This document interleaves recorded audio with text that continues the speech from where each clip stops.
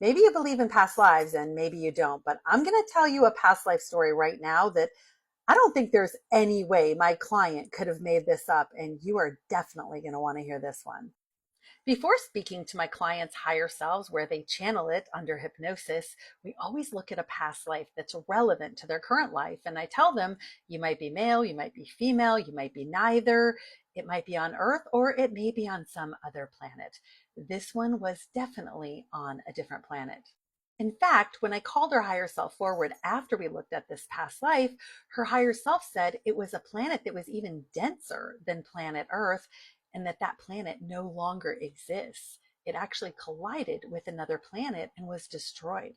So after the meditation, I led my client back down to the surface of something or someplace, and she said she saw a lot of green plants as she was coming down. Then she said there was a big mountain that looked so big, like you couldn't even climb on it. Then she said, well, it's either a really big mountain or I'm either really small. Now I'm going to start reading from the notes on my screen so I don't miss any of the details. She said, I have strange, funky feet with like 3 toes, very thick fingers, 3 thick fingers on my feet with nails. My skin is green. I think it's like a yellowish green, actually. My nails are very big. They're curvy and they're long. I think I may be small. The trees look really, really large, and there's a broken tree on the ground that's so big it's hard to even climb on it. She said, I don't know if I have arms. I cannot climb or pick things up. I have to jump. I'm a very interesting creature. I have a big mouth, 2 legs. Yeah, no hands, no arms, a big mouth. I can see and I bite plants. I actually eat plants. And I like to be near that mountain. It's keeping me safe. I hear lots of really strong bird sounds and the chirping is really loud. I don't have any hair on my body. I'm pretty small. I'm not male or female. My skin seems wrinkly on my legs. Maybe I'm a dinosaur. Maybe not. I don't know. I'm very funky. Skinny legs, 6 toes, but skinny legs. I catch bugs in my spare time and then I hide again and I go back to the mountain. It's like a hiding spot and a sleeping spot for me. I asked if she ever saw any other beings that look like her, and she said, it seems like I'm alone. There's bigger ones passing through, and that's why I'm hiding. They're so big. They're so scary and so noisy, and the noise shatters the trees, the walking and shaking of the ground when they walk by, and I don't like it. I asked if they would hurt her if they ever found her, and she said, I don't know, maybe, but it scares me. I would not even go there. I stay in the mountain. It's like a big rock, I think, but to me, it's a mountain and it's massive. I feel safe there. And the green plants hide the entrance. I live in a tunnel covered with plants and no one can find me there. I asked how she liked her life and if it was a good life. And she said, it feels like I'm scared of a lot of things. The world is so big and I have to sneak from one place to the other, even to drink water. I don't have to go far to get water and I don't need very much, but I occasionally go and drink and I'm always hiding. When I catch bugs, I catch them with my tongue, and those bugs are big and colorful. I like the colorful ones. I like to be on the dirt. I like to dig my feet in the dirt. I see plants and trees. It's hard to see way up to the sky, but it is daylight right now. I don't like to be in the dark. I'm hiding then. Nighttime is scary for me. I like to sleep. I can't see anything. I can't see the bugs. I like to be inside and sleep. At night, it seems like there's also a really strong wind. But in my tunnel, it's so peaceful inside. It's so quiet and dark and peaceful, and I'm not scared inside at all. I asked if she ever saw those bigger creatures anywhere, and she said, I can hear them making noises, almost like growling noises, and that's why I'm hiding. It's so strange that I'm alone. It's okay and it's normal. And I really enjoy the green plants, even though it's scary. I led her forward just in time to catch her before she died. And this is what she said of her death experience. She said, my life ended very abruptly, just like smack, and that's it, right near the tree. So then I asked her, now that you're out of your body, look down at the scene and tell me if you can figure out what happened to you, how you died. She said a big looking dinosaur creature, almost like a T-Rex, just ate the body. I was a small dinosaur. It just snapped me up. And it was big. It was like one bite and that was it. I asked her if she felt anything when it happened and she said, no, it was so fast and it just went black. It's a big, big creature, also green. It looks brown from far away, and I think I saw it before, but it's green. And I was just eating bugs and minding my own business, jumping around and looking.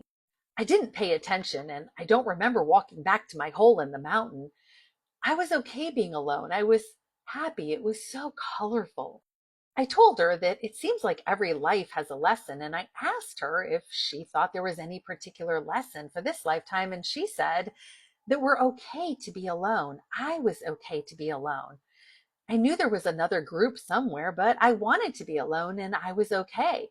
She said, I think that was my main lesson. Another lesson is not to be scared. Don't live in fear. I asked her if she lived in fear, and she said, oh, yes, every day. But I liked it. I liked that place. I liked those green plants, those trees. It's like I'm rolling in the dirt on my back, and it was so much joy. I can't really tell what I was, though. I asked her, but the bigger animal that looked like a dinosaur ate you, right? And she said it looked like it. It was so big, and I was smaller than its leg. It could even step on me. It seemed like it snapped me up. I remember the sound, that cracking sound. I think I was snapped up. Yes, so tiny. Definitely a small snack.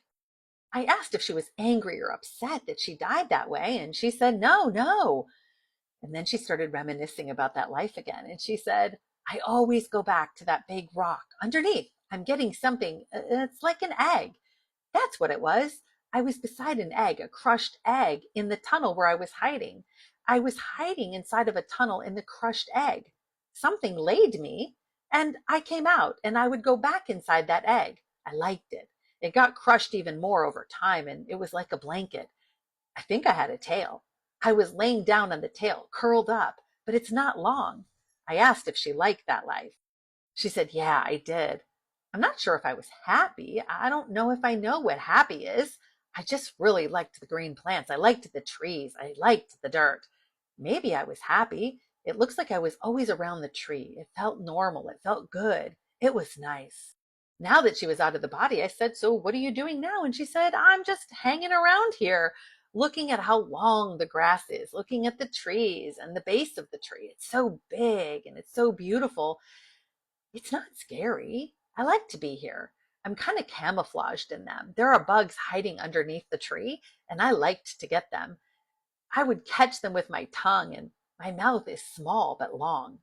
My tongue would reach the bugs. I could walk, I could jump, I could run, like a twisty running. My tail twisted my whole body. It's like a running duck, like a duck running. I could run fast. I could dig with my legs, dig in the dirt, dig it out deeper underneath the trees. I asked her if she was digging in the dirt for bugs, and she said yes. Those nails are so big, and they're brown and curly and sharp, and I'm digging in the dirt and I'm grabbing them. Those bugs are big and juicy and colorful. I liked it. I was so excited to see a bug. I feel excitement, almost like jumping. I didn't think of myself much, just what I saw around me. A big part of it was the green plants. That's the biggest part. I like that so much. The tree just happens to be there. It was my landmark, my territory. When I brought her higher self forward, I asked what was the purpose of showing her that life. And her higher self said she wanted to be a small little creature. And I said, why did she want to be small? And her higher self said, because she never before felt that helpless to be small, helpless and defenseless. And still, there are even smaller creatures than her. It's good for her to know that even the smallest still live like that and enjoy it, even though they're very small. I said, so size doesn't matter. They can still enjoy their life. And her higher self said exactly. She wanted to be small, but not too small. And she wanted to feel that. So again, I don't think you could make something like this. I mean, of all the past lives that you could possibly imagine making up, if you were to make it up, why would you make up this one and with so much detail? And it was really interesting listening to my client tell this story because she had a lot of emotion with it. And she absolutely loved eating those bugs and being in this life. She said it was like she was actually back there and she could feel it again. She could see the vibrant colors and it was so real to her.